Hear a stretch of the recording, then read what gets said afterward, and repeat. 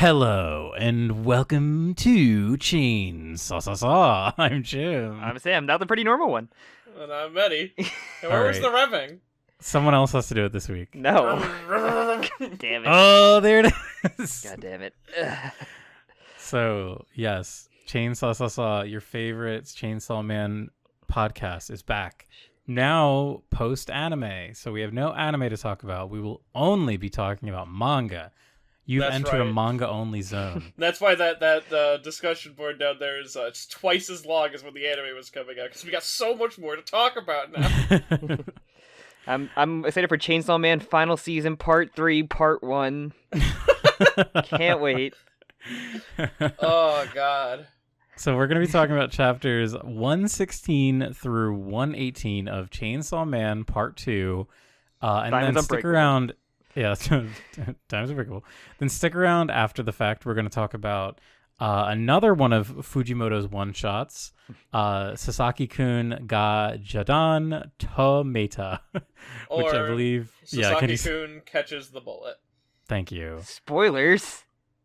Well, it's in the title. Duh. But I'm illiterate. I think the title drop actually happens like in the middle of the fucking one-shot, too. That's funny. Well, isn't the part where all the kids just start saying, like, Sasaki-kun just got the bullet? Yeah. They do the soy... They start soying. They do the point.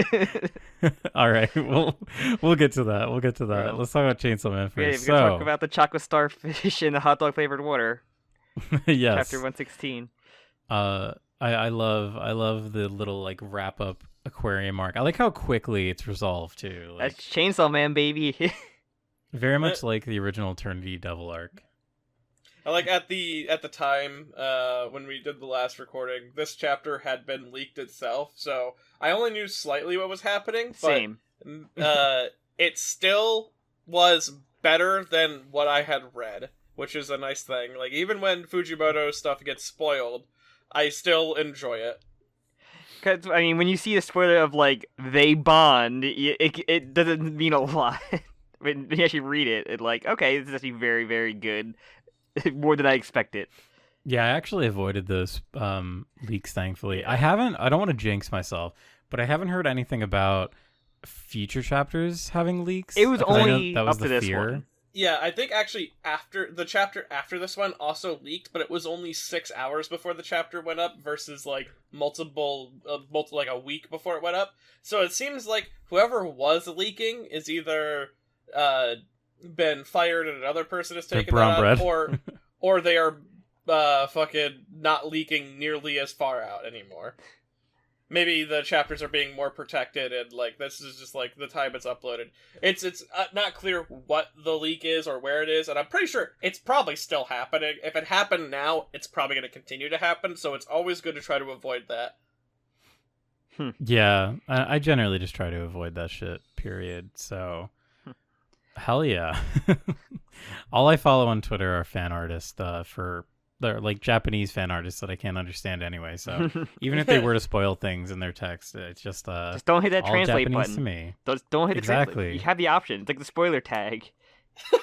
You have the option. Exactly. You could be displayed spoilers, but without context of what they are. Oh, that's a funny little goofy sphere. Can't wait to see what it looks like when it's finished. Like finished. But we'll get there.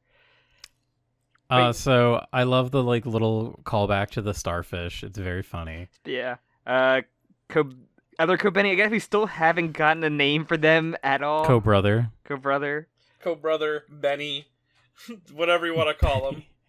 Benny. And yeah, and our couple attempt to cook starfish, I guess, boil starfish, which I love Denji going like, I swapped that glass liquor's lighter. He is literally sitting there just licking the glass. I don't understand, like, this is like a nice moment between Denji and Asa, and then you just have him in the background. I don't, like, just a subhuman creature, like, licking, literal, like, just, I don't know what they're trying to get. There's, like, dried fish, there's starfish, like, I assume they can go in there and try, like, lick the water or some shit of starfish. It's just like a classic Kobeni, like, freak out moment. I don't know. Could Benny It's freak just out with like- attempted murder? Well, that Yeah, and this- drinking from the toilet. Don't forget about the most Yeah, important That's thing. true. That is very true. But yeah. So Yeah, it's nice to see Asa's stuff about the starfish pays off in like a moment that lets these two bond. Also, who is Denji gonna sell school hats to? you think- Probably people who lost their school hats or someone who wants a school hat. They were He would all. I could see him stealing the kids' school hats and then selling it back to them, being like, "Hey, for a half off or for another half, I'll give you an extra so you don't lose it again." Well, he didn't do the infinite spawning glitch with like Famine's hat that she left there when she teleported Actually, out. that might be Famine's hat. You think? Oh, it probably is, yeah, because we see the other guy has his hat on. Yeah, so it's probably the hat she dropped, and because it's the infinitely respawning hallway, it's just gonna infinitely be there, so... Multiplication glitch. The infinite money glitch unlocked. But yeah, then we get the I guess why he wants to have all the money, and to his. This was like kind of a huge moment because Nayuta has been like almost Teased. completely like unacknowledged. Like there's literally that one panel where you can kind of see part of like an arm, I think, with Denji. Her head, I think. It's the top of her head that Yeah. he's, Top of her when head, he's yeah. resting with her. But a sort of friend, sort of little sister. Their relationship is weird. Most relationships in Chainsaw Man are weird, so it's fairly normal in this world. I'm just dying to see Nayuta. There's an artist I follow that made a funny like Scott Pilgrim thing where it's just like, sorry, Asa, no date, but you have to defeat all of my evil exes, and it was like Reze. There was I can't remember the third person, but Nayuta was there, and it's just cuts to Asa like, why is there a little girl here? And it's like the explanation. Denji doesn't have the brain capacity to explain it, and Asa does not have the patience to understand it. It's a long, complicated story. You really don't want to know. Let me tell you, this girl right here, she ruined the key. and bettered my life. She's the key. She's like Jar Jar. She's the key. We can get her working. This girl gave me the worst French kiss I've ever had in my life. Oh God. All right, moving on. But I really like not to skip over the whole like fish scene because it's funny, but like I guess that would be me skipping over the whole fish scene. I shouldn't skip over that. So yeah, but we have like Asa, like for some reason, I guess she's so hungry, she decides to actually eat fish that Denji has been drying, which I think is very funny that he like clearly like cleaned and he killed these fish and cleaned them and everything. Yeah, and because set them out to dry. It's a nice scene because they don't look like fish, and so she's able to eat them because she has to actively ask, "Are those fish?" And so it's a nice little moment where it's like, obviously the starfish aren't going to be enough of satiation, and this means that Asa is willing to go out of her comfort zone. There's just a lot of like really small details about this that I really enjoy. Yeah, it's a really, really nice moment, and then she eats the dried fish or whatever, and just like hates it. She's like, I think it's kind of she's like I crying like this... eating it. Yeah, it's really funny. And then her reaction in particular. And then she... I one thing I really like about this actually is how it kind of shows the immaturity of Asa. Like, I feel like that's such like a little kid thing. Like, I don't know. I remember when I was a little kid and I found out how hot dogs were made. I was like, I'm never eating hot dogs ever again. And then like 4 months later, I had a hot dog. I was like, oh, this is fucking delicious. Like, I'll eat these guys again. And did you really know how hot the hot dog was actually made? I mean, does anybody really know how hot dogs are really made, Jim? They use lamb intestines to make the casings. That's what disturbed me the most. And then you're like, oh, don't tell you what veal is, but I love veal. But at least veal's not the intestine. It's not, but veal has a fucked up version. It's also an interesting position to take because it's not vegan, it's not vegetarian. Asa can't eat anything that looks like it was alive. So I imagine that she has no problem eating like beef or pork or anything that's usually prepared in slices or like like cutoffs, but like a fish itself, you eat the fish kind of like you fucking your big boss in Metal Gear Solid 3, just like holding it like, ah. The way he eats the snakes in that is so funny. I love that little animation. But yeah, hilarious. Classic hilarious Fujimoto expressions here. Every bite she takes is like a struggle.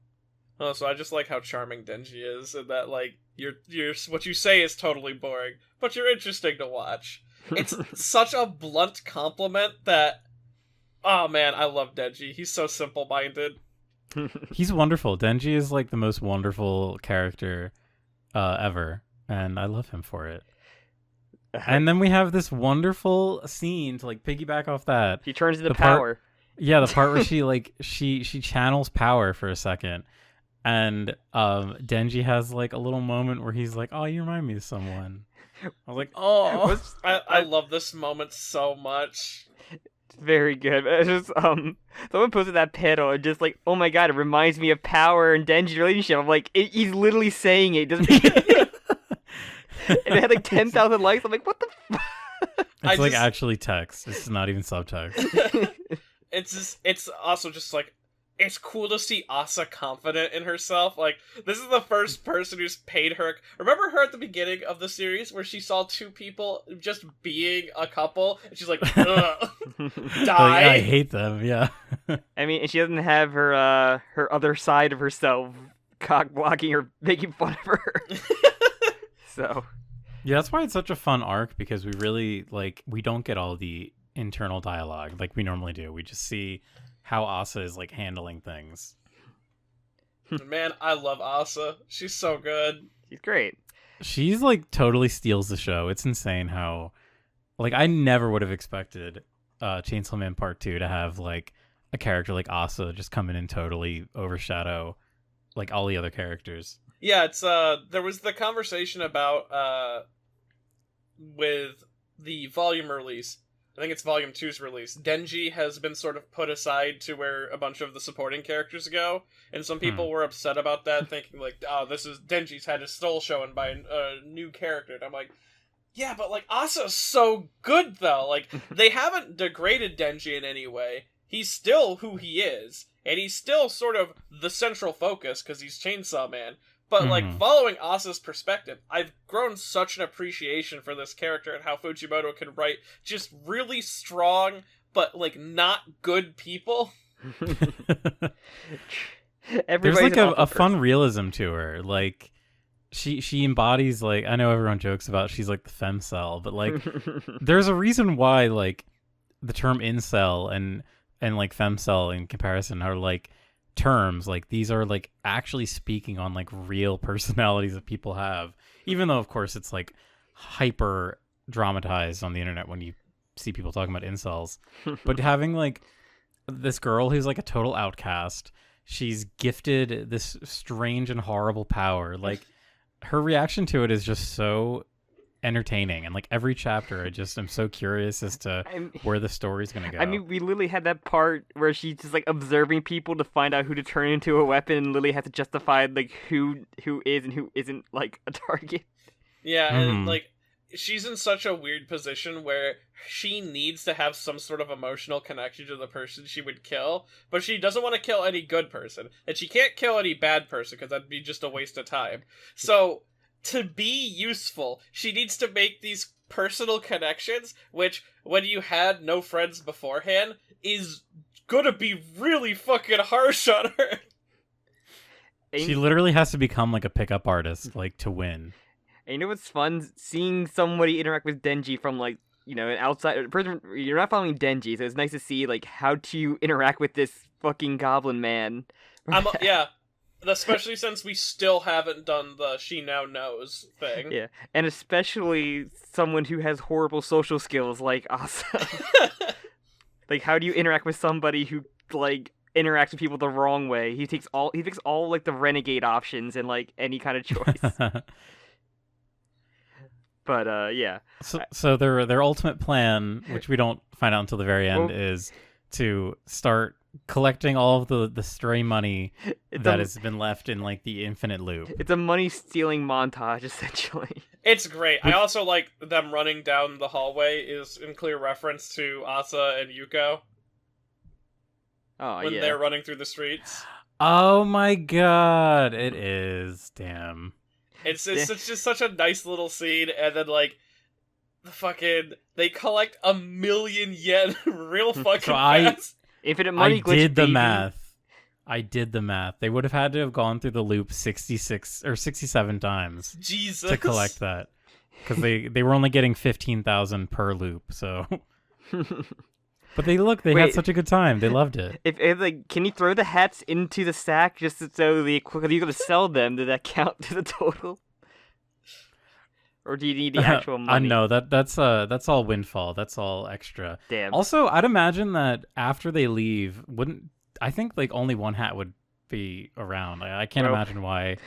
we don't get the that detail, duplicate stuff sadly. would- Yeah, we honestly don't. Maybe next chapter we'll get like a little nod. Fujimoto's slacking, You're missing that detail that we really want to know. Believe it. Fujimoto's Where's the hat? I'm worried about Chainsaw Man. I'm worried about Chainsaw Man. I actually did make that the title of the last episode we put out, and there were some maybe 3 or 4 comments that were like, I don't know, guys, you just let him cook. I was like, clearly this person commented before they even listened to the episode because we did not, we were not critical of them. Let him chapters cook is at like all. the funniest thing that's been like a newer saying. Let him cook is so good. No hate on the commenters. No I just hate. thought that was really funny. I think my favorite thing about the let him cook joke is like when they use the Woody from Kingdom Hearts. because Woody is explicitly not letting Yeah. Xemnas cook. He He's is going- explicitly not. It's, no, it's not letting him cook. He's Xehanort. like, I'm about to end this man's entire career. That is like what he's doing. It's great, but Let him cook. Under no I love that it's, like, circumstances should you Snapchat. let Denji cook. But yeah, it's just a funny plan. I love their little plan. They get 1,000,000 yen, and then she buys the fucking aquarium. well, this is just so good. After she convinces Denji to let go of 1,000,000 yen with the That's statement true. of, once we're out of here, I'll grant you any request. that's like the magic words. His reaction just being like, "Help yourself," is so fucking good too. Not even like any thought. It just here it is. Him just going and standing in the corner and covering his ears. Oh man, I love Denji so much. Also, just like her power. It's also interesting. She can just use the war power without war even being there, which is very interesting. It's a weird situation because Famine says that she's taking war, which means that she leaves Asa alone with the body, but war is still in her. So I want to know how Famine disabled that, because we're still not entirely clear, because he can't get rid of war. Because war No. is, I think she said she's like 80%, 90% of Asa's brain. So I remember, some kind of detail like that forever. I can't remember. So she's like semi-fiend, I have to imagine like partial hybrid. Yeah, she's like a very unique case that we'd never really seen before of like a two-faced character. She's a demi fiend. Oh! Yeah! Let's go! Alright, there's the fan art that I want to see. I now need Demi Fiend Asa. That would be so shirtless Asa. fucking... you can put her in like a chest binding. I don't care. I don't need it to be entirely shirtless. We see what she looks like in her fucking... yeah, she... Bra and true. panties. Yeah, we see what she looks like in her bra and panties. Just throw the fucking Demi Fiend tattoos on that. But yeah, then she ended on Aquarium Spear. Which And yeah. I'm also really glad that in the following chapter they address the weirdness of that scene. Because she collects 1,000,000 yen. 1,000,000 yen is, in all honesty, actually at this time, because this is 1998, I believe. Because it's a year after Chainsaw Man, or at least a year after Chainsaw Man, so that was 97, because Chainsaw Man ended around September 97. How much is 1,000,000 yen, then?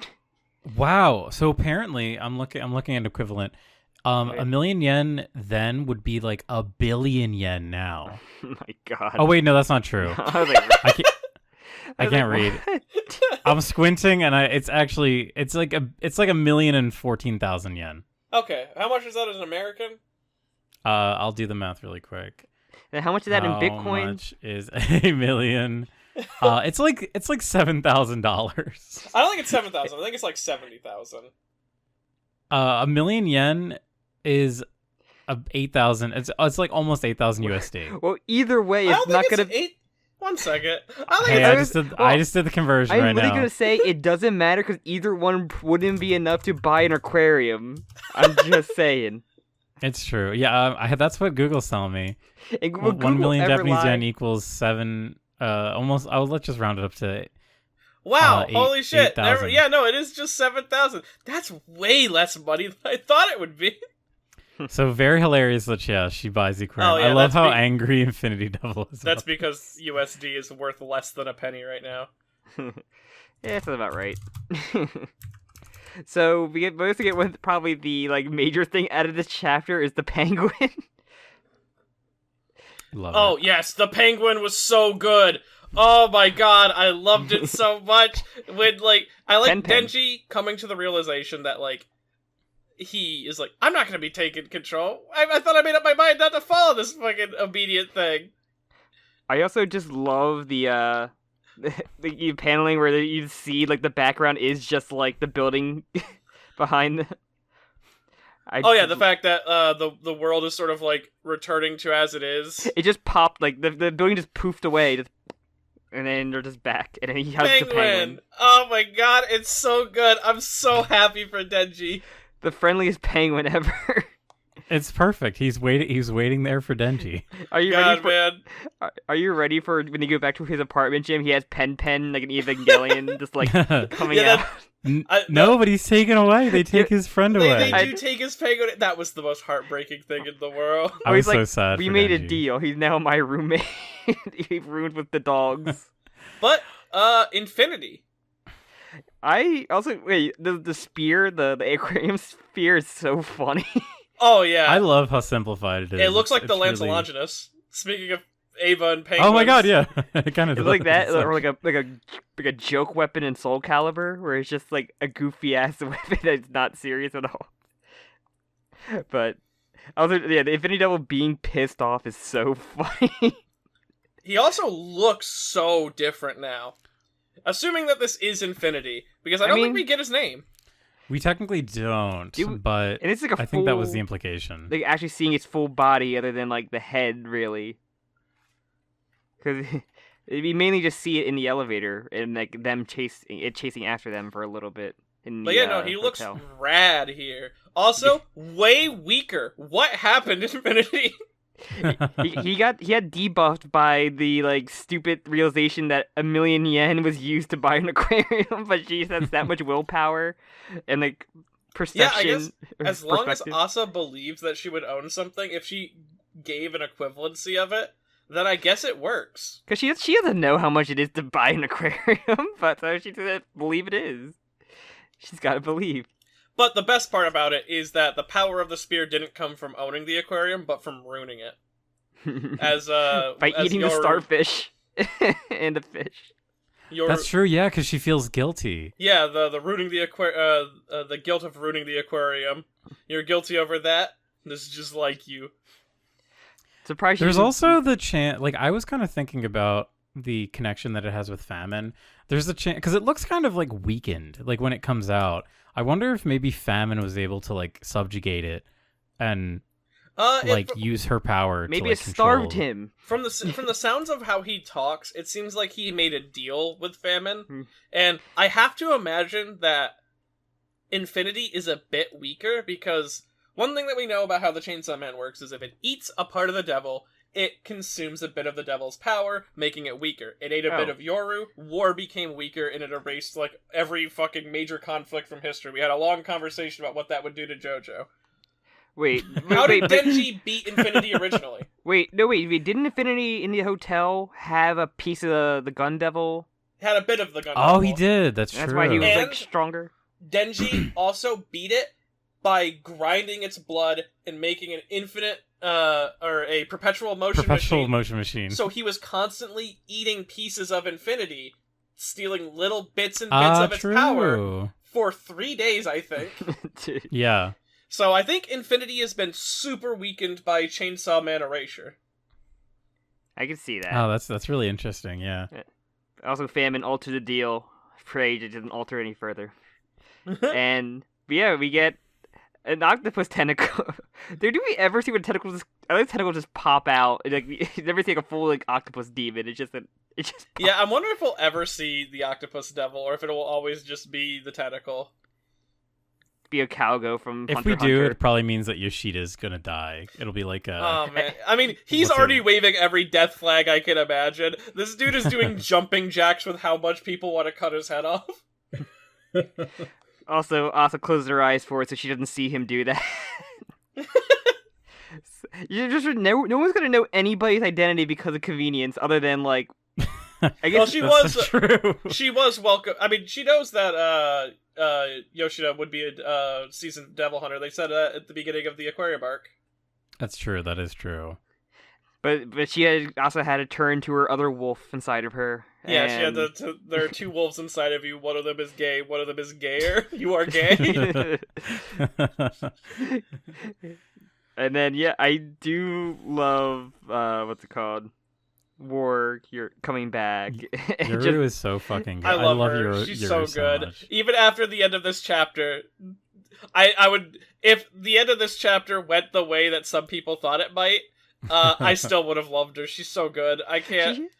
I guess this is how Makima stands felt. There's more to love about her. We see her like cry like a baby multiple times for like a powerful like concept of war. where Makima never really had that kind of like, I guess because she's like fused with Asa, where she's getting that humanity a little bit in her.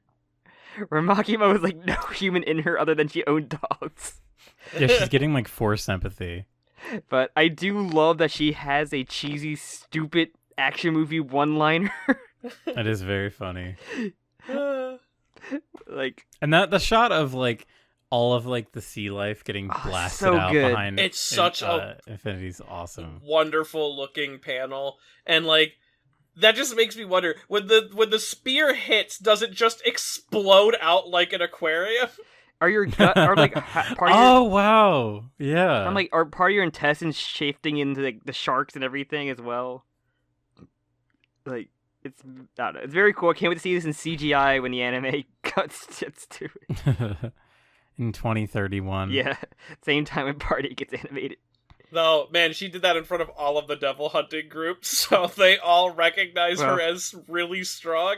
Though, fake Chainsaw Man, pseudo man, with his funny surgery, says some weird line. Could it be? It is. I don't know. We don't know what it could be, but he's gonna start stalking her, probably. He already did. He already is gonna. Okay, Yeah. he is stalking them. I don't know. It's probably he's after Asa than anything. He's probably so dead. He's gonna break the rule at the house.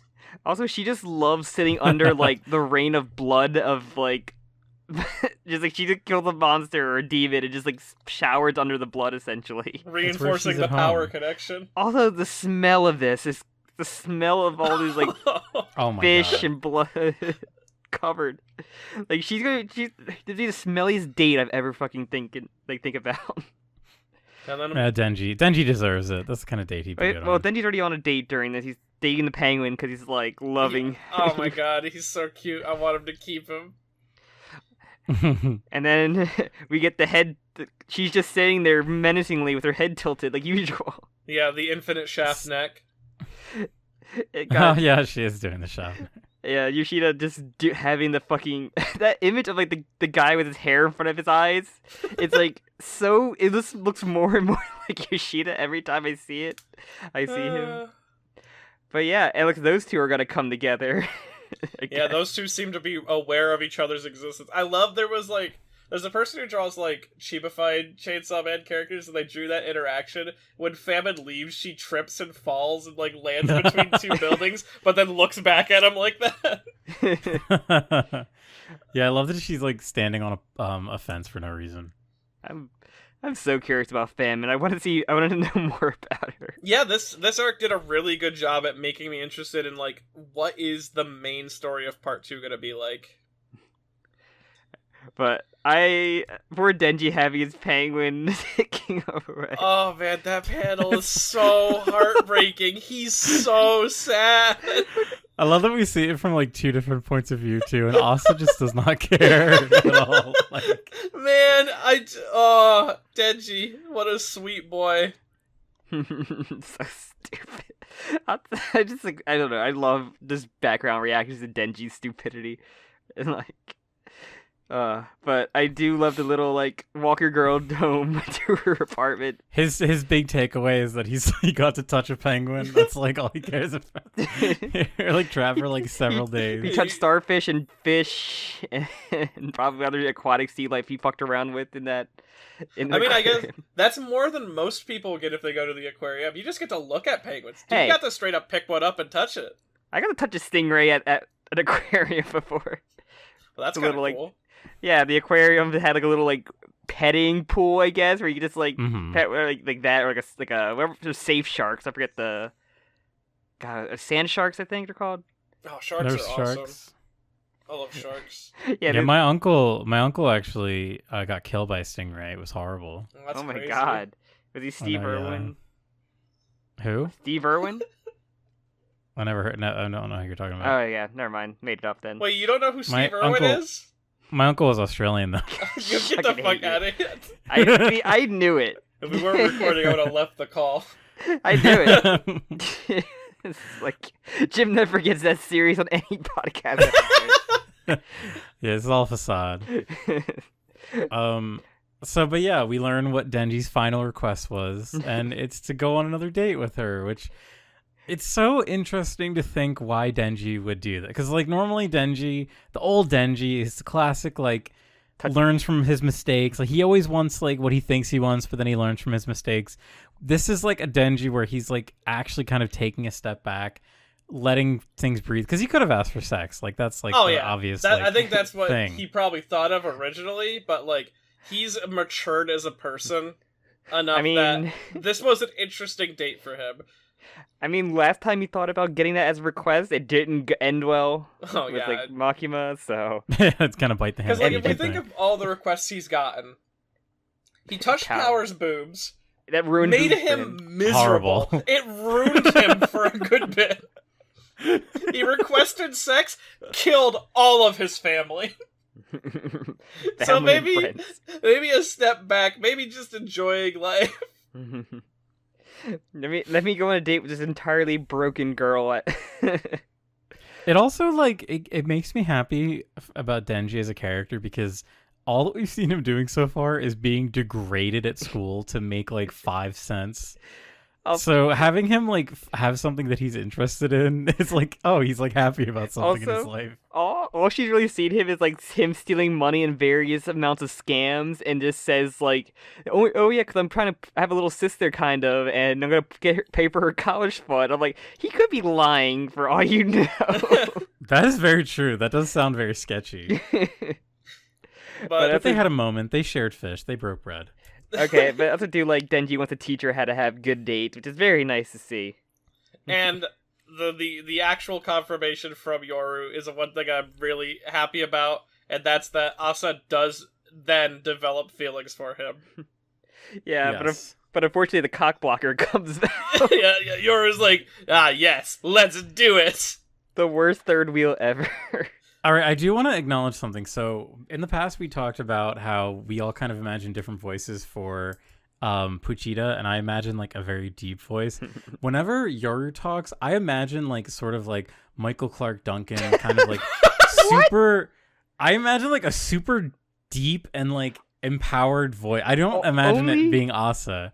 Only for I imagine like, I see. This feeling must be love. That's how like I read every single Yoru line. Only for like the initial like war looking like Mothman from SMT, like that's they kind of that one, but like this you're gonna be like no. For me, it just sounds like different flavors of Laura Bailey. But now that you're saying that, if I were to give him any voice, or give War any voice, or Yoru any voice, the name just escaped. Who does Arbiter and like Halo? Keith David. Yeah, Keith David. Yeah. Oh my god. I try not to think about giving Yoru that deep of a voice. It's like it was either that or Paul Eiding. I recently watched like a Kamen Rider like little mini episode, and it had like a guy voice over like a female character because it was like a possessing thing, and it's just really weird to like listen to that. It's like very like jarring, and I only think of that when it happens in Chainsaw Man too, where it's just like, what the fuck? To be out of nowhere. We reach one of the best cliffhangers, showing Fujimoto is the peak of the page turn cliffhanger. I mean, I had literally zero worries at all. It's just like I had some worries with the talks of people being worried about Denji being replaced as the main character. I thought that this wasn't going to really kill Denji. I thought it might work and would create a real schism in the relationship if she just ripped out his spinal cord like that. That's what I thought. Really? Honestly. I really did think it was going to go that way. I was kind of surprised when. I mean, I loved it. I thought it was hilarious when it didn't work. But... You're like, damn, turning Denji into a sword might cause some problems between the two. I'm like, yeah, really? Might cause some relationship trouble. He'll grow it back. He'll grow his head back. Yeah, it'd be fine. Like the from Men in Black when they shot that guy's head off and he kept growing back. Oh, yeah. Maybe like that, where he's really angry. But I remember that. I do love her getting upset that it's just not working. I just think of Aqua and Konosuba yelling like "Turn on dead" like nonstop. Oh yeah, that very similar energy. I think the other part about this I like is like in other romance series, there's always a miscommunication that keeps the romance going or like keeps them from getting close to each other. There's so much miscommunication here. No one understands what's wrong with anyone. I think Yoru walks away from this believing that because Denji doesn't love them back, even though that didn't seem to be a precedent for the earlier stuff, that her ability isn't strong enough to be used on him, or that I guess Asa doesn't believe she owns him enough. It's such a weird thing. Yeah, I was like actually confused by it for a second because I was like, is that part of it? Is like, does it matter what Denji thinks? Like, no, it doesn't. It's all about because she turned the teacher into a sword, and like the teacher was in love with her. Yeah, he was in love with her, but I think Denji does like Asa. I think Yoru's estimate is wrong. I think Yoru just doesn't realize that Denji is a hybrid and that he is immune to these types of abilities. If that doesn't turn out to be the case, I think that'll be a little weird because Denji was actively immune to Doll Devil's effect, which worked almost in the exact same way. There might be a power scale difference, but War should be way weaker than Doll was. Yeah, and War says like they are just fucked up from Chainsaw Man in the past, so. But yeah. I hope that this maintains a thing. I hope when they say goodbye after the next arc, as long as they are still cool, as long as Nayuta doesn't like fucking what's Killua's sister name in Hunter x Hunter? God. Oh my god. Aluka. As long as Nayuta doesn't Aluka fucking Asa for breaking the rule. That's what I think that Denji means by that. Hey, it's all about the creepy eyes, man. I fucking love Aluka.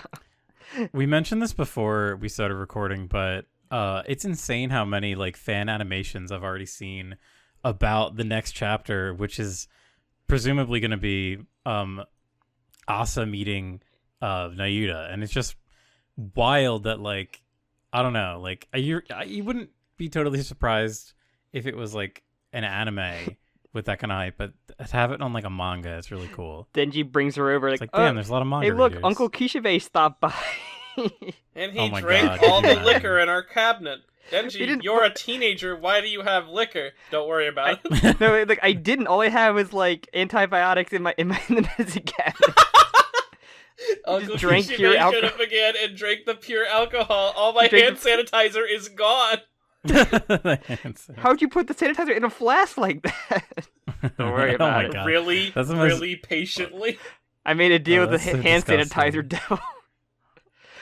His name, Johnson and Johnson. I also just love like the page of like, oh, thank crap. Yeah, like I just Yes, Very funny line. I love also- that this. I think I made a tweet about it where it was like confirmed Asa the type of person to go like, holy heck. oh man. H-E double hockey sticks. But the fudge. Thank crap you didn't turn him into a weapon. It's just such a weirdo line. It makes me. Oh man, all of the characters in Chainsaw Man, they just have such a personality to them. I do love like, but you hit it off so well.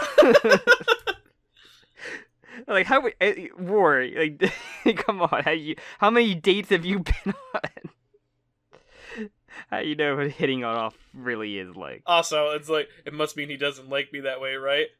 Not that I care, since I don't like him either.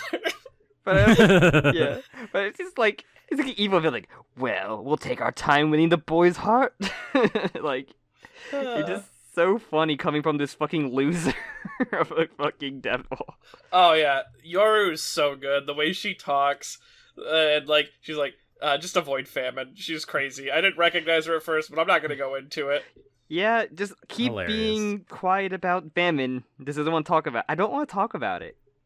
Like, and then Crazy. crashes. Whatever you do, steer clear of her. Anyways, You, Betty by time. you see that head tilt, you run. I really do love that scene where she just passes out too. It's like The funny It's part so about funny. this, given how Asa and Yoru work, there's nothing stopping Asa from getting back in the body and then going and taking the shower herself. She just chooses not to. Wait, so but Spirit Asa can also just sit on the bed because she is like there is like an indent going into the spot where she's sitting in, right? Yeah, no, this is a weird situation. Her two wolves are separated, and they both have impact the bed. It's interesting. I don't know. And then, oh man, her lying awake at night just Her femcel. seething. yeah, that's already. She'll never beat the femcel allegations. When she finds out he changed something, it's like, oh, thank God, he actually did like you. He just didn't work because your chainsaw man. Unbelievable. He's so irritating. Yeah, they talk about the world's cheapest date. Oh man. Just classic expressions, classic wonderful expressions. Also, I think I mentioned it before, like literally on this podcast, but I remember years ago, one of my friends was not into American comics. She only liked manga. And I was like, and she was, I didn't even ask her why. She was like, in American comics, they always draw their mouths open when they talk. In manga, they don't draw their mouths open when they talk. And every time I look at like pages like this, I'm just like, no, they do. Like, they do draw their mouths open when they talk his in truth manga. bullet, literally like, that's wrong.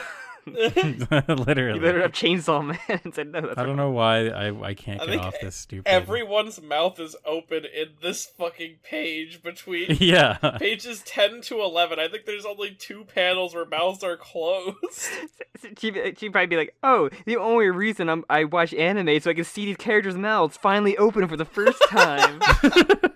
Like, it's it's like unhinged reason to watch anime, Jim.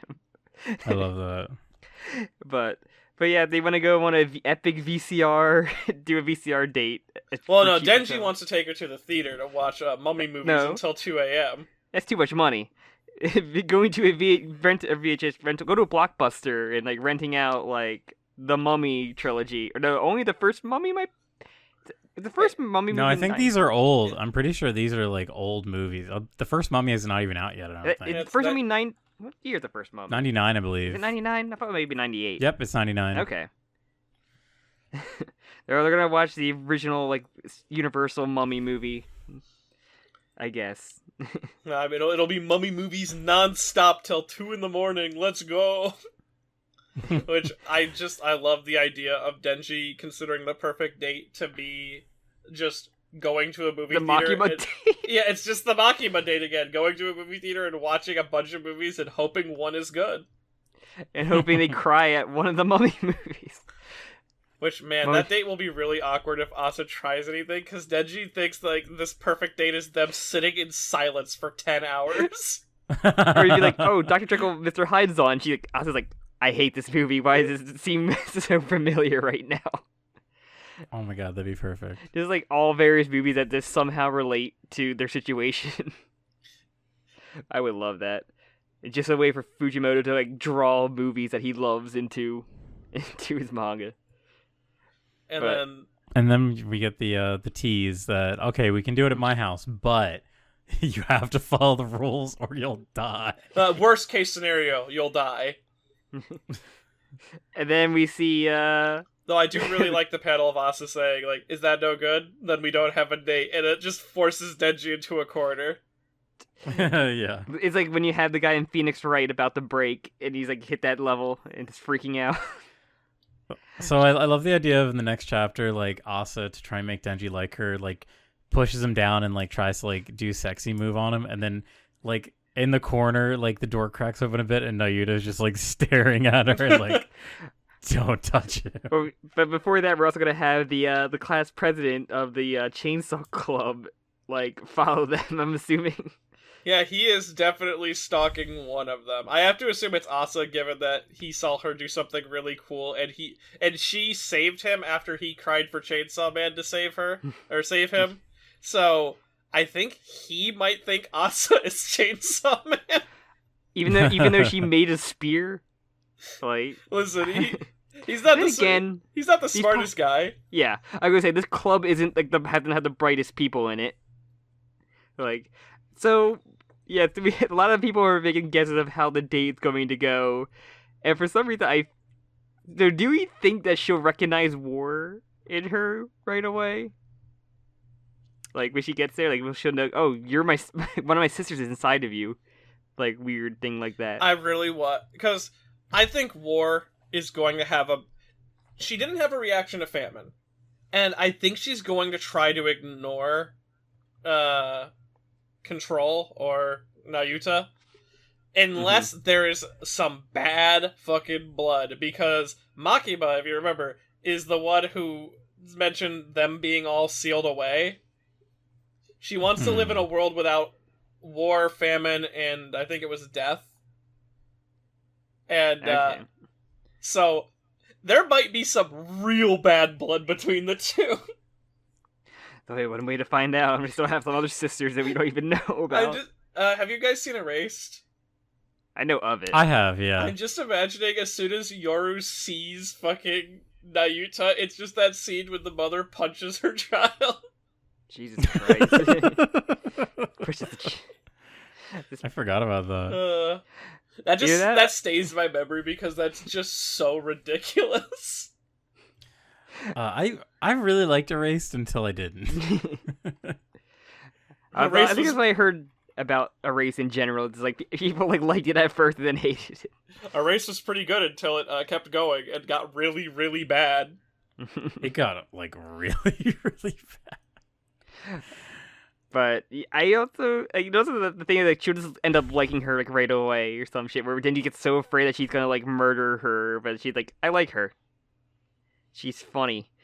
I think you always have to kind of expect the unexpected. Yeah. I really love Chainsaw Man. It was one of the comics was Nayuta approaches which tastes better, glue or crayons. I love that. Yeah, I love that one. And Denji is like, Denji's like, don't say anything, don't say anything.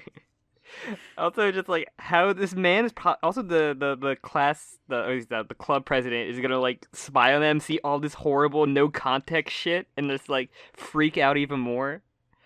Like whatever meals they eat of like, I guess now probably got past bread and jam, or like, or it's this child doing freaky things like hanging upside down, or her head turns around like 360 degrees, and he freaks them out. It becomes like a stereotype. Like a horror stereotype. Yes, it just freaks this stupid guy with this surgically implanted cord in his chest. I would like for the class president guy to kind of be like a Comey can't communicate character. Oh, who just like randomly tags along, even though it's like clearly a date between the two main characters. I get worried there because I think of one horrible character from that series, and it's like, no, not like that. No. Yeah. But also, we still have to resolve the mysterious Chainsaw Man. Yeah, that was not even touched upon this arc. Yeah. It's more like playing with our expectations of like, oh, we think it's this guy. And like, no one knows Yuko got beheaded either, other than that Chainsaw Man. As far as I know, Asa believes Yuko fled the country to go be with the uncle. The Uncle Devil Hunter. That's a huge mystery. I'm like, we don't even know like the what kind of devil or copycat or other surgically implanted chainsaws into his arms and his head. I don't know. Surgery is weird in this world. I mean, it's literally just a body modification. It's not a good surgery. It's one of those like fashion ones, like when people get like the whiskers, or they inject like a bunch of epoxy into their forehead to give themselves fake horns. The lizard man. There's like a cat man. I've seen like those on like. Or when people gauge their ears. It just. But it's like I turned my head. I got my head to a actual running chainsaw from my head, or actual like hat.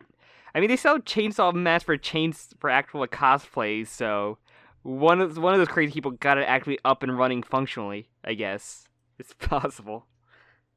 But do we have any other predictions or things we still can expect to happen? I hope the fuck we see Nayuta soon, because it's been dancing around the subject that was the end point of the last part.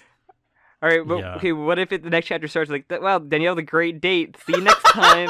Oh my god, I'd be so mad. Date, I'd be so sad. I have to imagine with the 2-week break that we have, we'll be either getting a longer chapter or Fujimoto is taking time to build up, and so the next chapter won't be much. It'll be a build up to the date.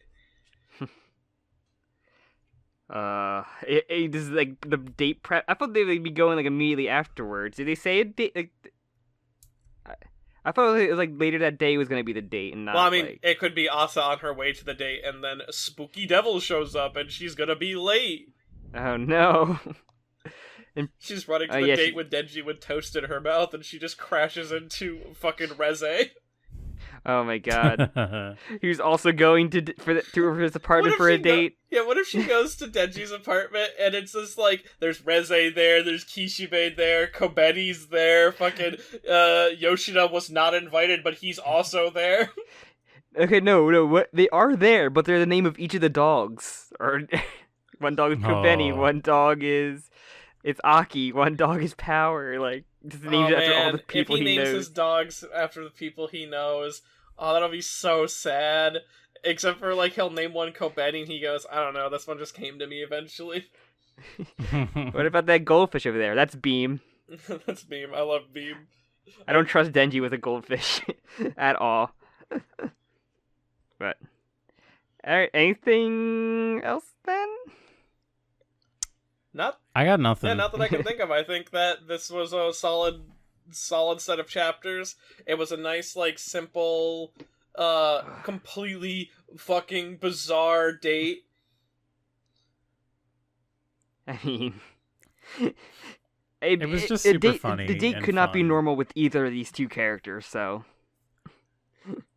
I'm actually surprised at how forward a lot of the characters are. Like, there hasn't been, like, they both don't know the truth about each other, and, they both don't know why fate is connecting them the way they are, but they are interacting like people, and it's really cute, and I could take fucking 20 more chapters of this. I agree. We like slice of life stuff in, like...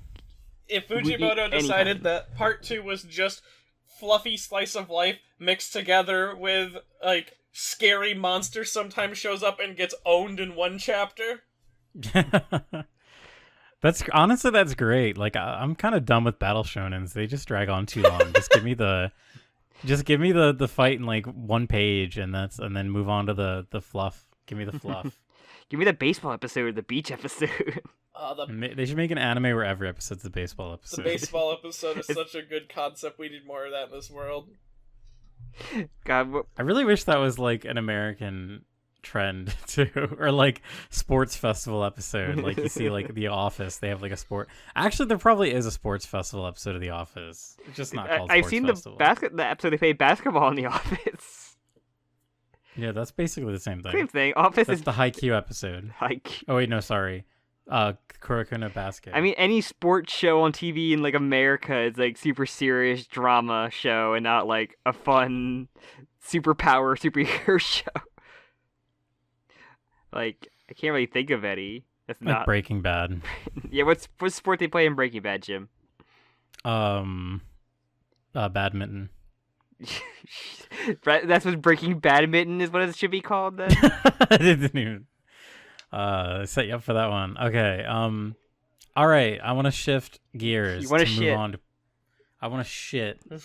We're gonna talk about one of Fujimoto's lesser known one shots, which is actually finally been released, at least in English, in the Fujimoto 2017 through 2019. 17. No. Is it 2017?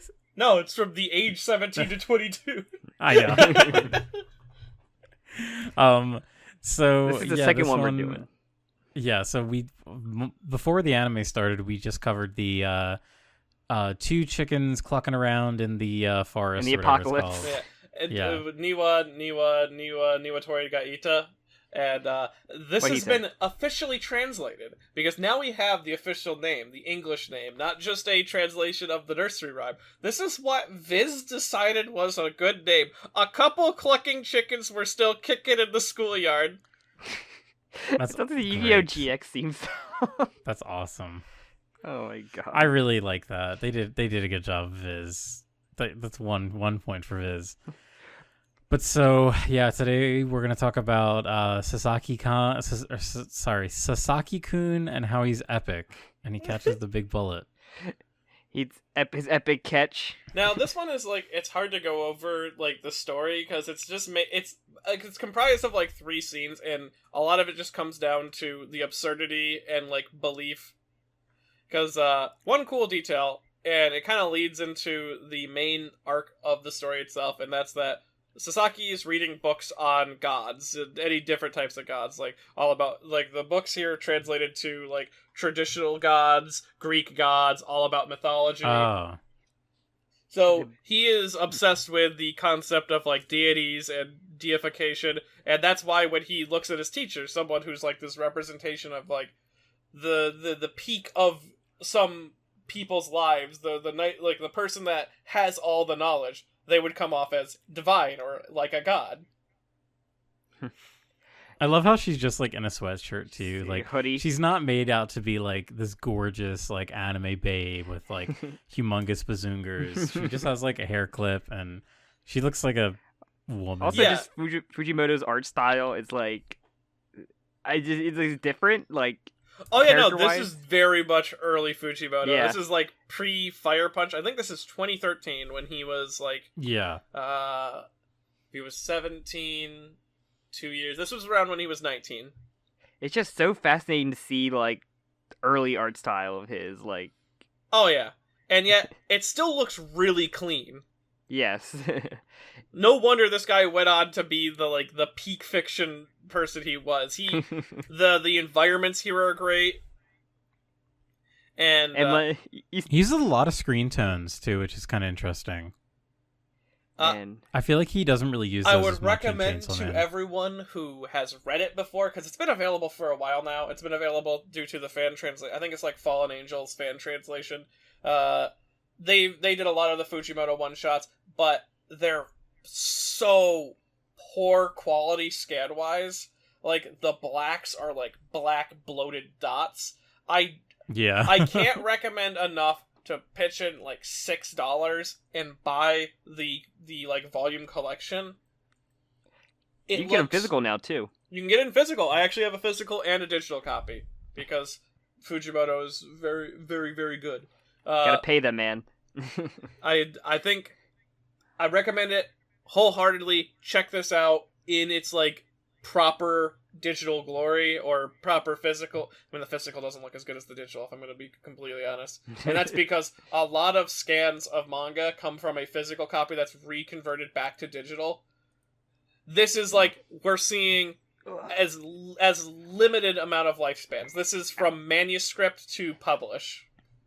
Obviously, like translation and stuff, but the quality retains very well, and it's the best this has ever looked. As well as like minor details are translated, like the books now. But so all right, you convinced me. I bought it. Yeah. I just want to see the. I want to see how much better the quality looks. I need All right, I did it.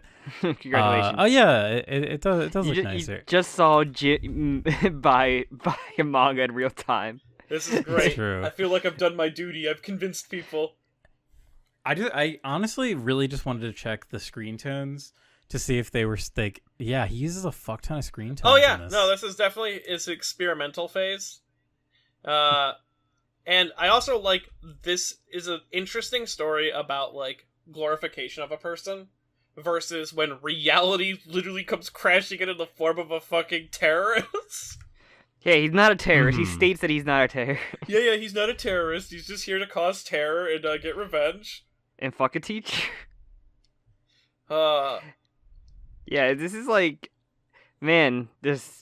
I think Fujimoto may have a fear of an active shooter in a school. So just kind of like I have some complex thoughts about this, but just to kind of briefly go over the plot: guy crushing on his teacher, a man barges in their class with a gun, basically like saying that he's gonna shoot everybody unless the teacher does anything he wants, because he was like a spurned lover, and then A virgin teacher's terrorist. like, yeah, the virgin terrorist. And then the teacher's like, sure, but then our main character, Chad, is like, no, I don't want her to have sex with that guy.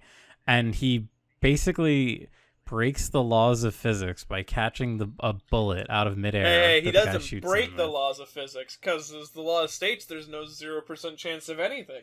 So he's just the luckiest person in the world. As long as he believes it, it happens.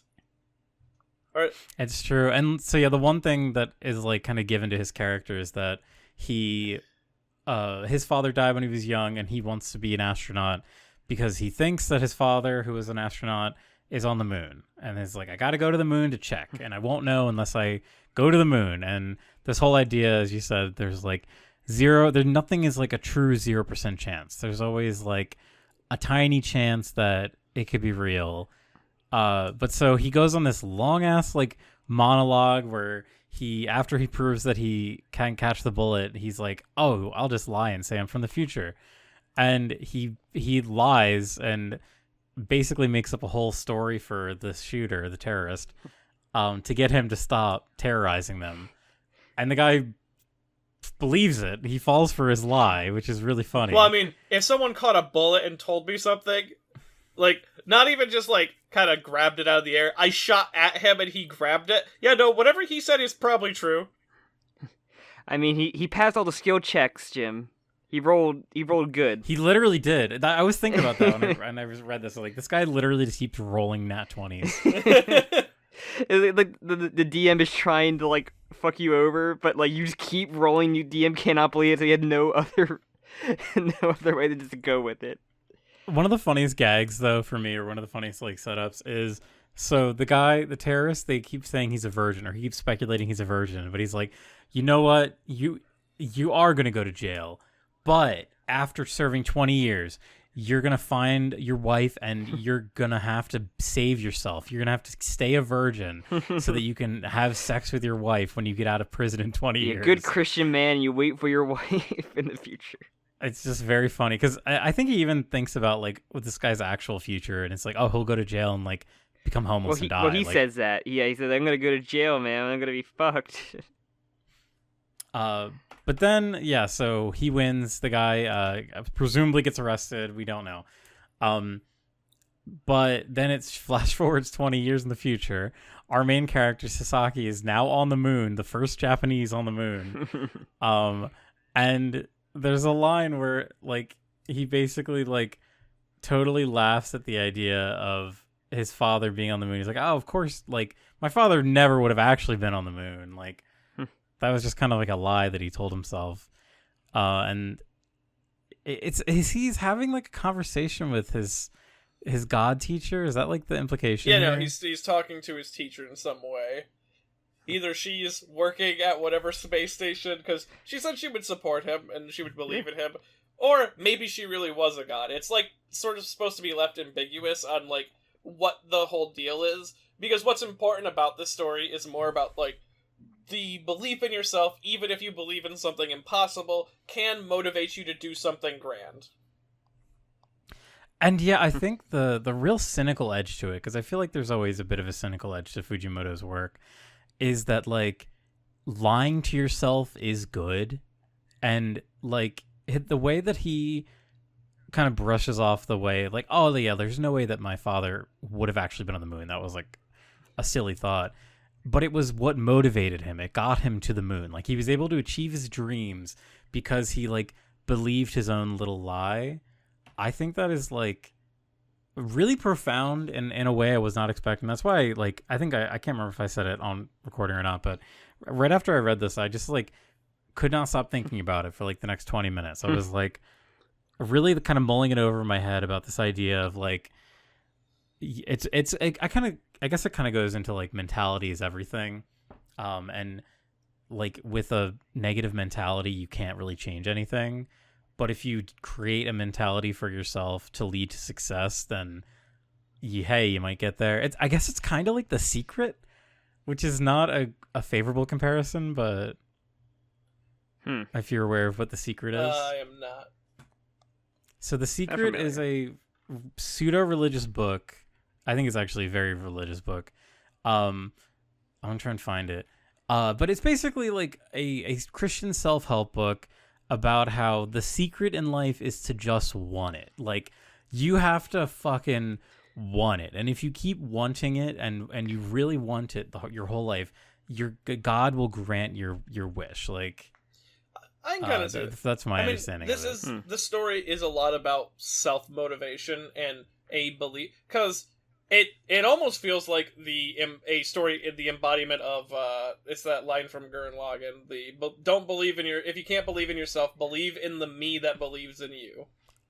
And that's what Sasaki does, is like he puts his faith in that his teacher is a god, and that in that faith he is able to actually stop things. Like he can do the impossible because he believes his teacher is a god, and if his teacher can be a god, then anything can be possible. And so he does an impossible act. Like, that is something that happens. But that means that anything is possible. Even, like, his father being on the moon, like, clearly he's not up there. I checked, but there's always the likelihood that he was, so he had to check. It kind of reminds me of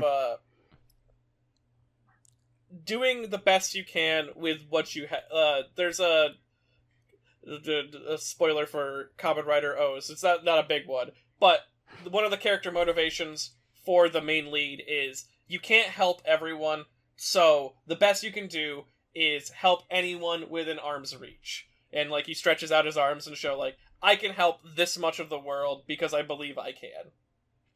And that's kind of what this reminds me of. He was able to stop something because he believed in it enough and it came true. And even if it's impossible, nothing technically is impossible. In this chaotic world we live in. It's do it. Yeah, it's a very hopeful, somewhat message. And, like, it could have just gone through his hand, shot him, like, but it didn't. I mean, he even says his hand should have been utterly destroyed. Yeah, I like that.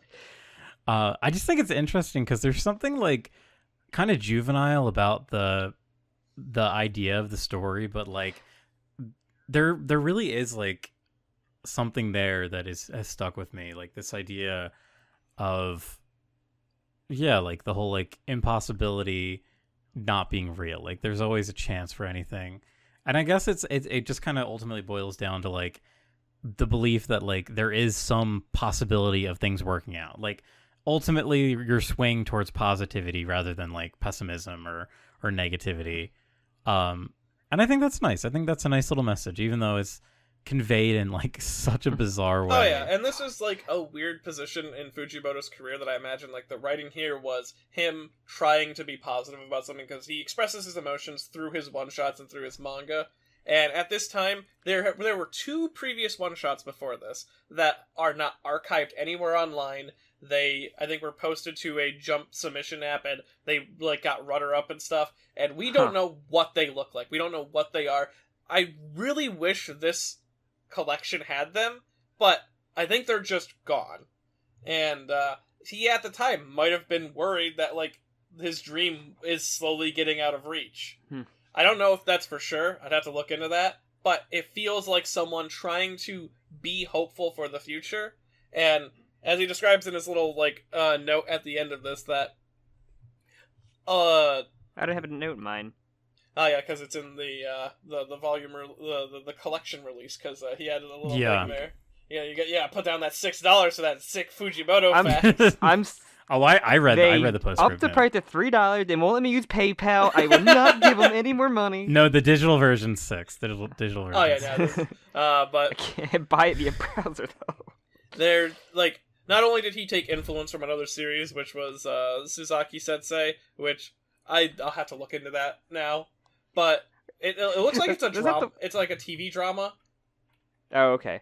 I was like thinking of like that one famous anime where like the classmate's like a god, I think, and they try to like appease her. That's like, oh my god, what's that? I mean, that might be an influence there. But Jim, what's the name of it?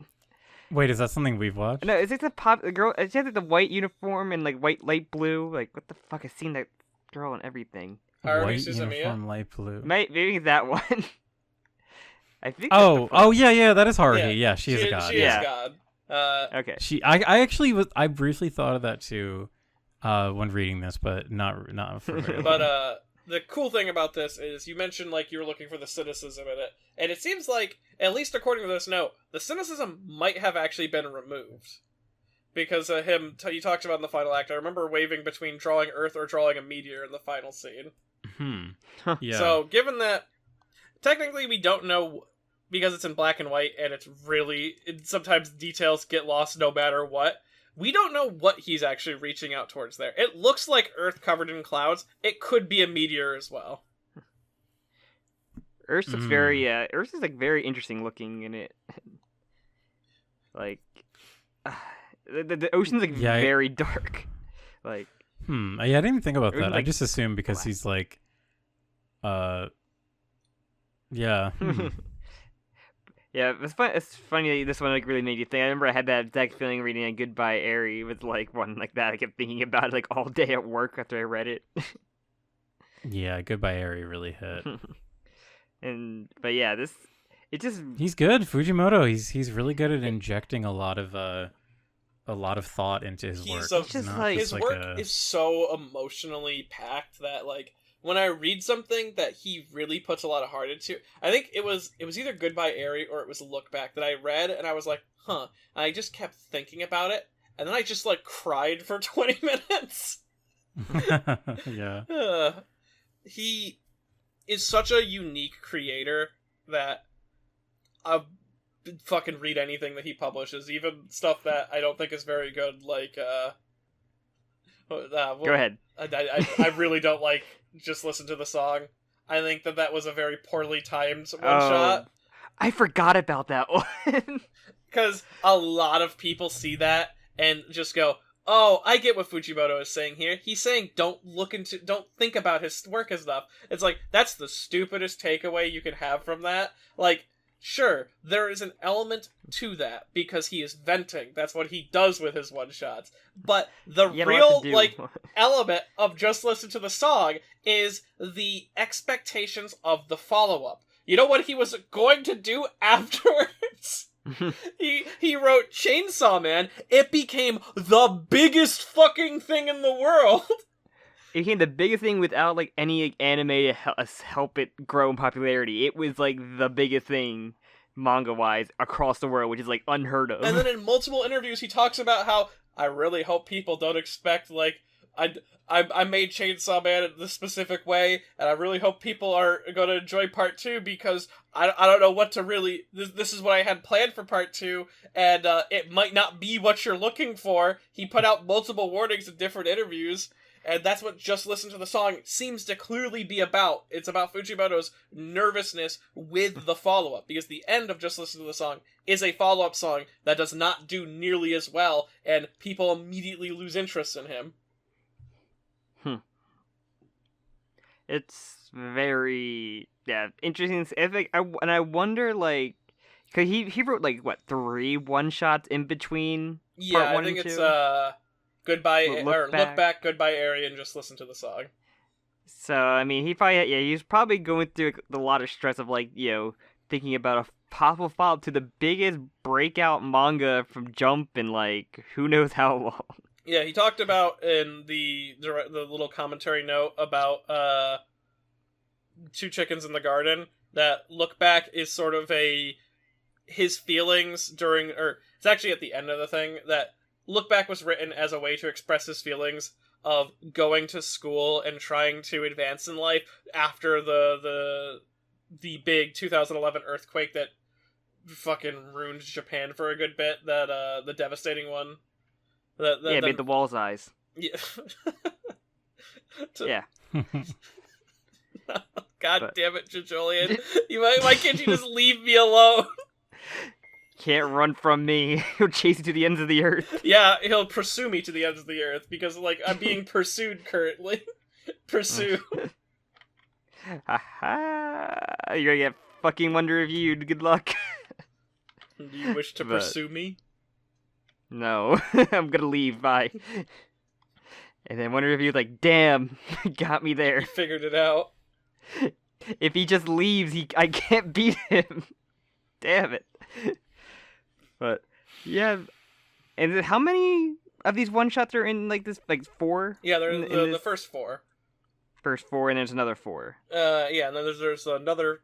I think it might be 5 in the next one, because the next 2 are Love Is Blind and Shikaku, and then I think the next one will have Ninyo Rhapsody. I might have pronounced that wrong. Bohemian Rhapsody, yeah. The Nayuta of the Prophecy, and I don't know if it will have the one where they change the gender. I'm almost certain it won't have Emoto no Ane, which is... I'm looking at the next one a little bit, and I'm guessing it's not going to be that. It's like... Love Is Blind? Sorry, I had to look the... Little Sister's Elder Sister. Yeah, Rhapsody is the next one, at least on my... Rhapsody is that one is 2 away. Oh no, that's why, because this one doesn't have an English translator for the next one after it, so he skipped it to the next English translation. That's weird. Oops. I love the I have actually read the gender bend one, which is called When I Woke Up I Had Become a Girl Disease. Yes. That one's really good. I actually that really one like is that really, really interesting, especially when I get to that eventually, because I'm still doing Fujimoto theater and I'm still going to go through these. That one's going to be a really weird one. Fujimoto very often likes to represent themselves in their one-shots as females, so that one is a really weird one, talking about, like, what is gender identity in an odd way. It's also really crass, so warning if you read that, because they say some fuck shit in that book. I think, yeah, we also talked a lot, I think, before that, like, I forget which podcast we talked about that, about Fujimoto and, like... Yeah, I mean, Look Back gender is... identity and everything. The trans Fujimoto agenda. Yeah, Look Back is a very interesting book when you read it and realize that it's about Fujimoto. But I don't know how you can see, like, Fujino and Kiyomoto and not realize these 2 characters are based off of one person. No, man, no, it's not like that at all. No, this original characters, not anything close to Fujimoto. Just like Rohan's not a self-insert for Rocky. No. Yeah, no. Also, I think we haven't even mentioned it this time, but the fact that Fujimoto like portrays himself on Twitter as like his younger sister. His fucking 8-year-old, permanently 3rd grade sister. Oh my god! How are you in 3rd grade? Why would She's been perpetually the 3rd grade since 2014, I think. She's really bad at mathematics. So yeah, I really appreciate that. I think it's really interesting when it comes to media that like Japanese media that sort of examines gender, because on one hand we have things like Wandering Sun, which are like very like explicit about doing that, but at the same time Japan is such like a conservative country, or like their conservative values. I don't know, it feels like there might be less of that, or when we do see it, it's in like more of like a fetishistic way, like I don't know, like there's like a million manga that are like fetishy gender bend. Yeah. I get like what you're saying. Onimai. So, but yeah, I feel like with, and even with the I woke up with Become a Girl disease, it's kind of like, it almost feels like it's supposed to be like a hentai doujin, but it isn't. Like the ultimate point of it is that it is like taking a much more critical look at like how this character sees himself now that they're a different gender. I'm very interested to see if that one is in the next collection, because there's 2 Fujimoto collections. I want to know what his note about that one is. I might have to hold off until that releases, or just go crazy thinking about it, because I thought the second one released on physical. I'll double check though. I think it is. I was looking at the Wikipedia right now, and I believe it is included in the second one. Okay, that's good. Because I think those comments and notes are only in the English version and not in the Japanese version, because I feel like those would have been translated by now. According to Amazon, it releases in April, the second thing of... April in English? Yeah. Let's go! In April. And then the other one came out. The first one, the #1 new release on Amazon. Yeah, I mean, I bought it. I got a physical across the room next to my Geats belt. #1 in shonen manga. Sure, this is what the shonen genre is. I mean, technically it is. It was released in Shonen Jump. I do like, they like plaster like from the creator of Chainsaw Man, or before Chainsaw Man, they plastered all over. I hate the title of those stories. Really it's funny. So ugly looking, because it's like Tatsuki Fujimoto before Chainsaw Man 17 to 20 or 22. It's like, what the fuck does this even mean? You didn't even. What's a fire punch? Fire. Fuck you, Fire Punch. Yeah, fuck Fire Punch. You weren't on Jump. You're in Jump. You're not gonna get it. I mean, it was in Jump. It was in Jump Plus. They're not gonna tell you that. Oh yeah. They ain't gonna tell you that. They're like, no, he made Chainsaw Man on our platform only, and only that. He's only ever made Chainsaw Man. What are you talking about? Fake news. They're gonna gaslight. Oh, the Chainsaw Man guy? Yeah, they're gonna gaslight you to Fire Punch never existed. There is no Fire Punch. You're just thinking of Avatar: The Last Airbender. Who's Fire Punch? The hell's Fire Punch? Oh man! The only thing, speaking of like fan creations and Fire Punch, sorry to the person they made an animation that was a play on the "Fuck You, It's January" from Red Letter Media. Oh my god, that's so I good. saw that. Yeah, Fire I love Punch that. characters. It was so good. Oh my god, I loved it so much. That one meme drawing of Agni smiling is just a funny picture that Fujimoto drew one day and posted on his Twitter account. Look what my big brother drew. Funnily.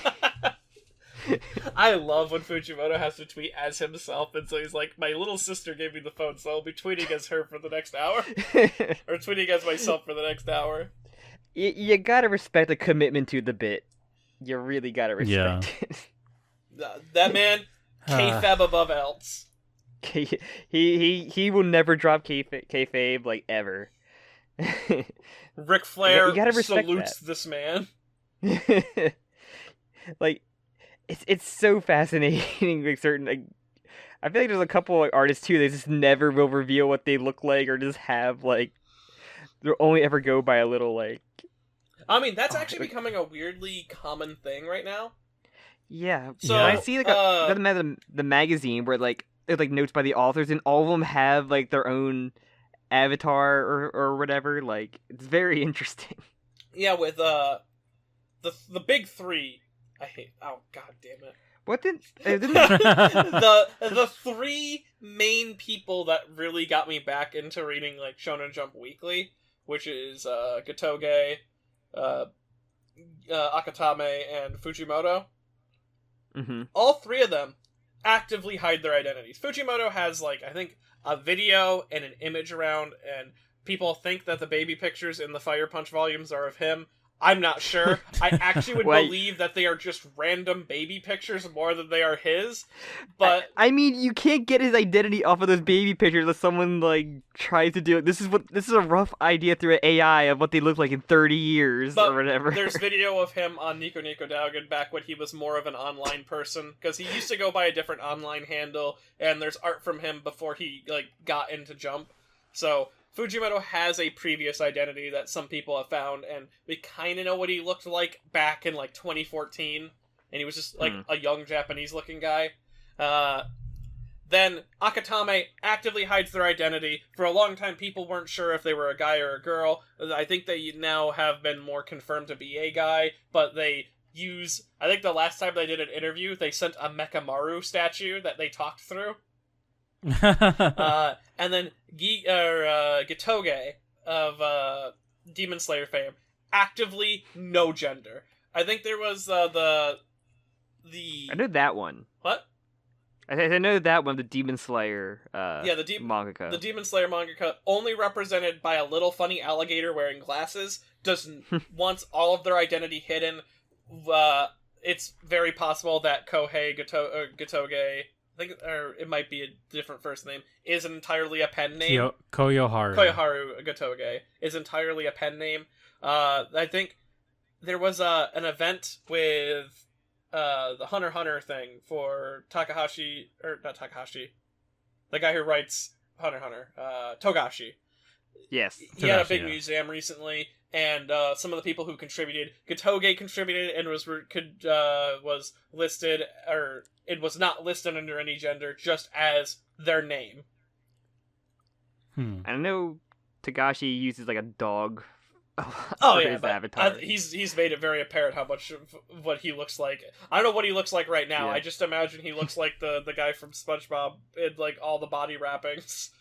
Glass bones and paper skin. Because that man's existence sounds like suffering. I feel so bad for him. Yeah. I think Oda uses a fish as his as well, or like a human body with a fish head, like his like avatar. You know what? I respect those creators, because they're worried, because fans are crazy. I think that's why Fujimoto said that he hides his identity, is he's afraid someone will kill him. Or Araki. Honestly, I like totally like vibe with that. I'm kind of the same way. I don't like putting my face out there too much. And Araki's like, I'm gonna have the best photo shoots ever with every... I'm gonna be the most handsome looking man in all of Japan. Araki's that like, no one would ever think to dox me. God, man, Araki really does just put himself out there. He don't give a fuck. You look at that man. You cannot attack or be angry at this man. He's just from like a different. Like, oh yeah, no, I think like, he's just not. I think that is actually the thing. Gitoge, Akatame, and Fujimoto are very modern mangaka. I think they're all within their 20s, going on 30s. So they are very much our generation who got popular, and they realize that like they don't want the superstardom, they just want to produce. And that's why Denji is actually written the way he is, but that's a completely different situation. Yeah. It's always really funny to see like mangaka depicted in like Japanese television shows, because they're all just like fucking weirdo creatures that like don't dress like any human.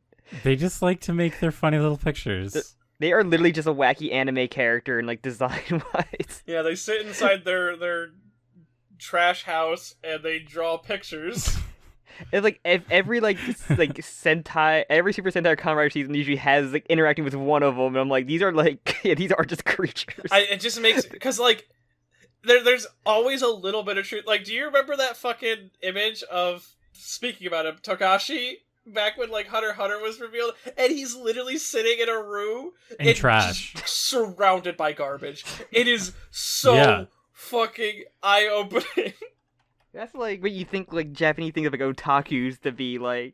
I remember like there's and then he married the Sailor Moon girl, and that just fucking changed his life. I have to imagine.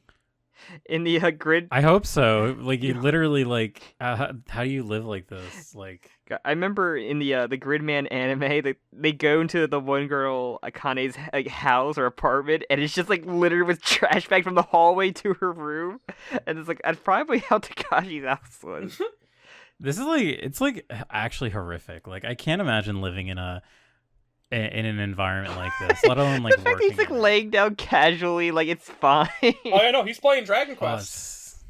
I love he has a soccer ball like the middle of me. Like, what do you get? You are not using that soccer ball.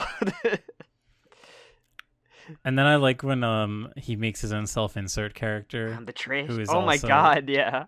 Like disgusting trash man. I'm the that trash just lives in man. trash. I eat trash. But it. Good times. Get healthy. Please get. Please just allow your wife to finish your manga for you. You don't need to draw anymore. You've done enough, my friend. Back on hiatus, just like Land of the Illustrious. Yeah, man, that was the funniest. Like, I like Hunter x Hunter a lot, and I think that his work is amazing, and those chapters were fantastic. It was really, really funny to wake up on Christmas Day and go, what did Togashi leave me for Christmas this year? Oh, a hiatus! I think of that. That was fucking hilarious. I think a regular show when he has like the gift and he just opens the box, it's a fist and punches his hiatus. And that's like what his wife's work area looks like. Yeah, that's Naoka Takuchi, like the creator of Sailor Moon. Sorry, these are not pictures that the audience will see. That manga or anime with like the cyborg old man, and then he just lives next door next to Oda, and I'm like, wait, did they actually like? Because I think they actually drew Oda right in that. I think. Oh, in Inuyasha. Yeah, did they actually draw Oda in there with like? Did they? Is it accurate depiction of Oda? I don't. They reference him in it. I don't know if he. Oh, I guess he is in it. Because he's like their neighbor. This is horrific. Hold on. This is like disturbing. Is that what Oda looks like? I have a picture of him. I have a picture of him. It does kind of look like a Rocky. It doesn't really look like him from the pictures I see of Oda. It does not really look like him. Like, he looks like a normal guy. No, he doesn't look anything like what Oda looks like. And then he found a picture of Oda giving himself a medal. Does Oda have like one really fucked up tooth? I think so. Like, yes. This man's two hands. There's like one picture that has been used in like every YouTube video. All right, this is great podcasting. You have like pictures of. Yeah, I know. This is what I love. I love audio podcasts that require visual aids. Pictures that I will not edit in. I refuse to edit in. They have fucking Google. They can Google. Jeff has like the Chad Araki and like the Virgin Fujimoto with like their pictures of themselves. No, it'd be the Virgin Oda because he has a weak chin. He's spending all that money on Nami figures. I mean, Oda. I mean, I still think that's the. I don't read One Piece, but I've been told one of the funniest stories about Oda and how he met his wife, and that his wife he met was just cosplaying Nami. Yeah, and he was just like, "Wow, you look really good." So there is a picture of him at like a very early like 2000s convention where there's a bunch of like cosplayers of One Piece, and you can spot his wife actually in one of those photos. It's actually great. Crazy. It's great. The man's living. It's just like the Rent-A-Girlfriend guy who took the statue of his favorite character out on a date. I just think of that one guy who like has this giant like cardboard cutouts of like the one girl from Danganronpa. Oh, that guy's awesome. That dude's living the best life ever. I gotta say, like, I love creators who will create a character and just go, yeah, no, I love my character so much, I'm going to marry them. That guy put a tweet out recently that said like, all right, I'm engaging on my next intense project. You won't hear from me until April. So I have I think his name's Tobin Jacobs. I followed him for a long time for whatever reason. But yeah, he has like 9 like high quality printers that he just prints out like one printer sheet at a time. Like real, like hyper detailed art of like anime girls, and yeah, he loves. What's her name? The fucking first girl, like the blue hair girl from Danganronpa 1, like the worst character that no one likes. It's like literally on his front garage, like it towers over his house. It's wonderful. That guy is living the best life. I support him in all his actions. I think that he's doing the work that only true heroes would. It's very what you never underestimate a man that or a woman that loves their waifu and or husbando. They have the means to feel that love. They will take the chance. Yeah, and like. He made this huge image of Miyazaki. Hidetaka Miyazaki, and he's challenging him. Amazing, Jim. You have to edit all these photos in. Congratulations. No, man. Nah, I think like Google. The only thing that like I wonder about him is like, where does he get this house? It is like a fucking mansion. What does he do for a career? And even in, I'm pretty sure he's unemployed. I think he literally just gets all his money from his parents. I'm convinced, and I think that's his parents' in home. that giant Miyazaki, you still see the Danganronpa girl behind, peeking out is. behind his shoulder. She is there. It's just, you gotta respect some people's love. Yeah, no, shout out to him. Honestly, a lot of people give him shit. Like, nah, fuck that. Dude is peak happiness right now, as far as I can tell. If we had that technology and that money, we would all fucking take advantage of it like that. I would have a bunch of Mikasas. Yes. I'd have a bunch of the various Aquas crying all over the place. Like this room, if I entered this room, it would be like a sensory overload. Like, I would not be able to This is like all VTuber. Yeah, no, what is it called? Hololive. If this man got into Nikkei, Jim, and he would just have all those fucking gotcha girls' asses, it's like I believe he's also working on like huge paper models, which are like 3D, like the 3D printed models, like that are like paper mache. They like actually have proportion and aren't just like a standee. Oh my god. Yeah, I've seen. Yeah, I saw him do one of those. They actually look really impressive. Yeah, like he is really good at what he does. I found one. I don't know anything about Genshin Impact, but he did this girl from Genshin Impact, and it looks amazing. I have no idea how you'd even go about creating one creeped of these. out by that, to be honest. No, that's You wouldn't want to live in the Genshin Impact world, Sam? No. I just want this guy to be given a huge fucking... I want this guy to be given the fucking Winchester Mansion, I think it's called. Or, and I opened the doors. Yeah, just like doors that lead to nowhere, but now they lead to Hololive Room. No, you pay him money, and he will, whatever you pay for, he will put in the Winchester house. So any character you want. Yeah, like, fuck like the historical thing. I don't give a fuck about the Winchester legend. Give that house to this man and let him go wild. Open the door. Oh god, it's Joshu! You open the door to the Torah room, and it's just a fucking pit that goes 4 feet down. The pit. Oh my god. I respect that man. No, man, nothing but respect. Nothing but respect. Anyways, I think the visual element of this podcast is getting a little out of hand. Well, a little bit. Yeah, we should probably end we always give respect to the people who made it this long. Oh, yes. Shout out to the people who listen to us talk about things that they can't see. It's literally the filler arc of the podcast every week is like the end. It lasts like 20 to 30 minutes. I like how there was no anime this week, yet this still went on for an hour and 30 minutes. Yeah, I was looking. We were like wrapping it up around an hour, and I was like, it's going to be a short episode. And then we talked about, then we got into manga. It just evolves.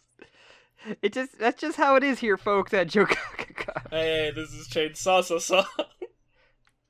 True. Very true. And we don't have to complain about anime. We had to talk about something, and here we go. So, anything else, or should we actually wrap it up now? I think we're good to wrap it up. I just keep looking at this guy's channel or his page, and I see him taking like Maizano out on dates to like Chipotle. I love videos of like people who like people who go out to dates with like their body pillows or whatever. They're the true chads of the world.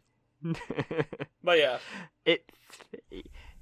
people in the restaurant business have to deal with a lot, so respects. All right, I'm gonna end it now. Goodbye. No, I have to plug it up, Jim. Oh, all right, plug it up. What am Sam. I plugging? The hole in Denji's heart after he lost the penguin. Oh, that's a good one. All right, Medi, you were first. You can plug. The buyshumanetta.com. That's all. Hey. Now you're not. Fuck your YouTube. Who need? Did you put a new video out recently? No, I think I literally published it an hour before we recorded this. Hey, I think it was like a Tharja one, right? Yeah. Yeah, I started watching that one. All right. Well, I mean, the new Fire Emblem came out. I keep forgetting. Yeah, no. So I need to go play that because like the whole reason I made that Tharja video was not for the Fire Emblem thing. I wanted to do something interesting for New Year's, and then it didn't become a New Year's video, and then it very much bloated until it was like bloat, delay, got moved, had to capture footage, had to get someone else to help me capture footage. Like, it was a nightmare process, but it's out now, and it looks great, and people seem to be enjoying it. It came out at an actual good time, too, I think. A very topical time for it. Yeah, SEO, get that SEO optimization. Did you see that one bit of, like, lore, like, from the game about, like, the female protagonist of the game? How she only gets bad head on the blue side of her hair? Yeah. Yes. That's lovely. I love her so much. I'm gonna be completely honest. I may be in the minority here, but I've loved Engage's like visuals from the beginning. I think Toothpaste looks great. I've been calling her Icy Hot though. Oh, that's a good name. That's a good name. Icy Hot Chan. Oh man, that's great. But yeah, check this out. Also, I guess you can if you made this far, leave a comment or like the video. If you're one of the true listen chads. Yeah. The true to know that you're the true scholar, you got to use the code word. This year's code word is trash. Trash. Trash. Include trash somewhere in your comment. Your favorite kind of trash. Yeah, definitely. Yeah, check out some other videos that we did. Like we had the bingo board reading video came out like not too long ago. We did do a little bingo board. Yeah, we made our bingo boards for JoJo Lands to get ready for part 9, which I love. We also had a stream of that we did that was very fun. You should check out. I love that Araki was like, JoJo Land might not be the official title. I'm just telling you guys right now, this is a temporary title. And he's like, all right, here it is, part 9, JoJo Lands, baby. Let's go. I added an S. Let's go. It's like SpongeBob, where all he wrote was the. Can't wait for Rocky's wild ride to begin again. Also, you can follow the podcast on Twitter or follow me and Jim separately, and you can also join our Discord to get ready for or chat with about all the stuff coming out, because it's going to be a next busy month or two, I guess. Is it dropping next month? Is it? Yeah, do we have like T-minus 1 month? Yeah, we got some rough sketches, I think, too, from like the preview from this month's Ultra Jump. Ooh. Like very rough sketches, like very, very rough sketches. Yeah, I think I saw. I'm actually surprised that the bunny guy turned out to actually be the design. The bunny, but wait until you see the mouse. Oh my god! Wait to see Mousy. Mousy. As I said, if you don't know what Mousy is, you gotta watch that part 9 leak. I guess I gotta watch that part 9 leak stream because I was so fucking confused. We confused many people, but it became the most emotional stream you'll ever see. And I think with that, I think we're good. We can finally end this podcast if you would choose to. I would love to end this podcast. I think Jim was to go on for another hour. No. You putting your foot down? I'm putting my big old funky feet down. Funky feet. For all you feet people, there you go. All right, goodbye. Goodbye. Goodbye. Bye.